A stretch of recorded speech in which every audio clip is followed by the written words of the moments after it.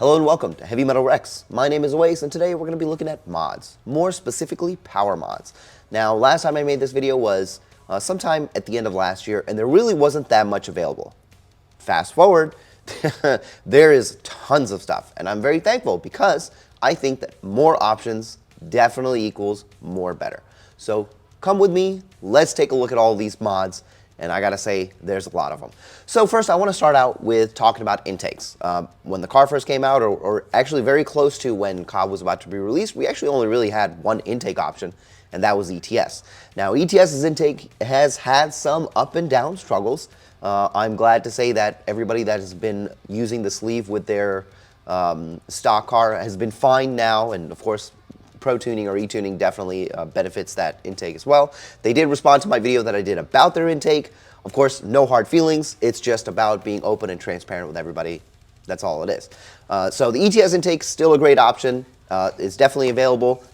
You have the option of getting it with a box or not? Suggestion is you probably should get it with a box at the very bare minimum. If it's not a full box, just get like, even if you're gonna make something at home, just get like the shields that you can put to the left and right. So a great option, still available. Pretty much the first one that was out. Now, the one that I was actually using at that same time, because I got it on sale, was the Berger Motorsport intake. Originally, the reason I bought it is because I had the J before, and my intentions were I was going to put them together and use them.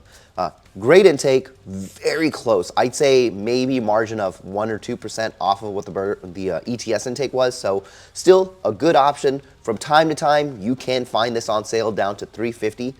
That's another reason why I went with it, and plus, you know, it was red, so I was like, why not? Still a really good option. If you are using the JB4, this is the option you should go for anyway because they have some maps built in for that as well.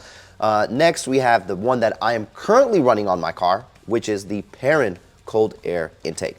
Some differences with this, the pipe is a little bit shorter, and so it does use the stock accordion on the second half of the intake. Just something to think about. And also, it does have an oiled filter. If you're not accustomed to this or you've never experienced it before, it is going to be a little bit weird, but usually oiled filters are easier to clean and do give you 1 to 2% more performance in the long run. Does it matter? On the street, probably not, you know, but it does come in 4 different colors. So if you like customization and you're more of a show guy, this might be something to look into. Next, this one I have no experience with. Somebody actually mentioned this to me recently and I didn't even know it existed until now. Looks like it's in pre-sale right now, which is Mishimoto's intake. And I gotta be honest, I really like the box. I think more people should actually have an acrylic top like that because it kind of reminds me how on a computer, if you do like a custom built computer, you have a screen on the side that you can see through.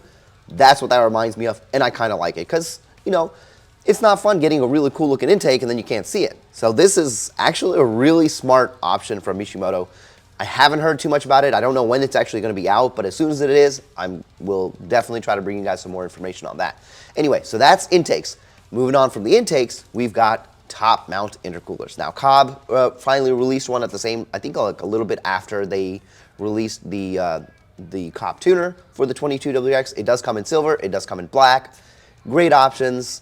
I've never really heard anything super bad about Cobb's top mounts. I know that there are some issues with their intakes. I'm not going to say what they are. I don't particularly know, but I have heard and I've seen anecdotal stories about that. I'm sure the top mount is fine.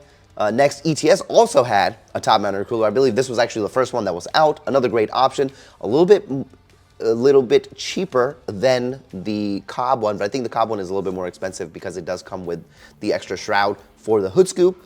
Something to think about. Still a great option. If you're not going front mount, this is very good.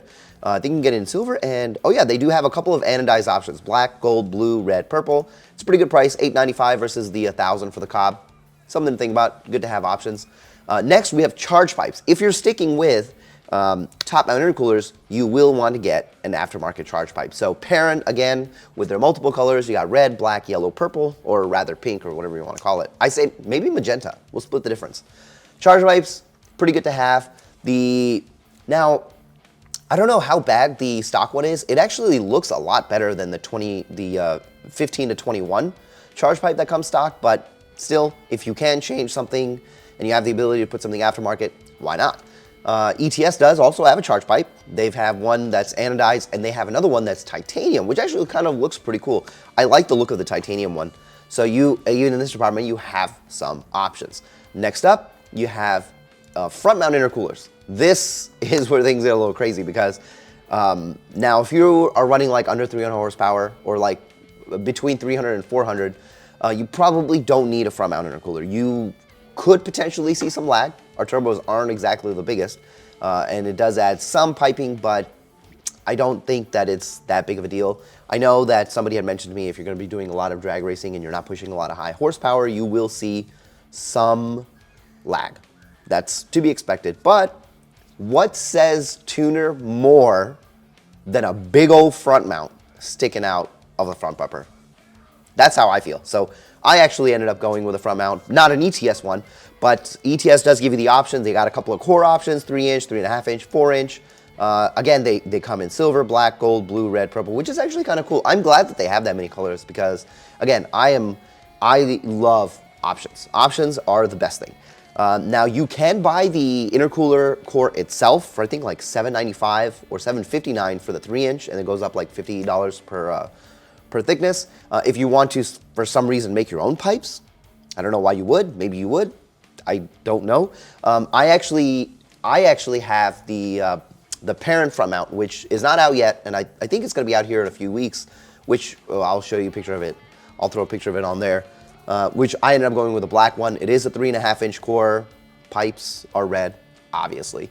So that's your option for front mount right now. Next, we're going to talk about Jpipes. This is an interesting one because I actually have not bought a Jpipe. I'm using just this Frankenstein Jpipe, which we took a NVIDIA catless from a VA-WRX, and a MA Performance resonated with no mufflers for also a VA. We cut it up, threw some cats in there, melded it all together, used the factory flange for the Jpipe, threw it on the car. That's what I got. Eventually, I probably will buy a Jpipe. They are expensive. I've said this on so many of my videos before. They are expensive. And the gains are not, I feel like the gains do not justify the price that it is, but I get it. Cats are expensive, whatever. Okay, I'm not gonna argue with it, but it is something eventually that you will want to get in your build. At some point, we do have some options. ETS, of course, being the first one that had a downpipe or Jpipe. It's obviously still available, obviously still a very good choice. Now you do have options from P&L Motorsports. They do have a single cat.